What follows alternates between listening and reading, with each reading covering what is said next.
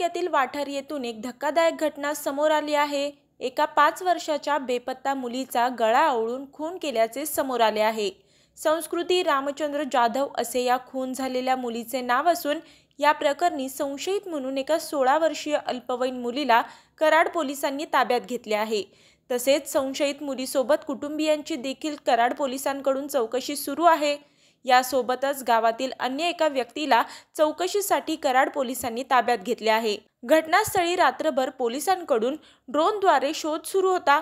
सातारा जिल्ह्याचे अपर पोलीस अधीक्षक वैशाली कडू पाटील, उपपोलीस अधीक्षक अमोल ठाकूर, पोलीस निरीक्षक महेंद्र जगताप यांच्यासह पोलीस पथकाच्या श्वान पथकाकडून रात्रभर शोध सुरू होता। दरम्यान पहाटे 5 वाजण्याच्या सुमारास मुलीचा मृतदेह आढळून आला। कराड तालुक्यातील वाठार रेठरे मार्गावर ही घटना घडली असून संस्कृती जाधव या चिमुकलीवर कराड येथील स्वर्गीय विनुताई चव्हाण उपजिल्हा रुग्णालय या ठिकाणी शवविच्छेदन करण्यात आले। दरम्यान पोलिसांकडून वेगाने तपास सुरू असून या खुनामागे नेमके कारण काय होते याचा तपास सुरू आहे।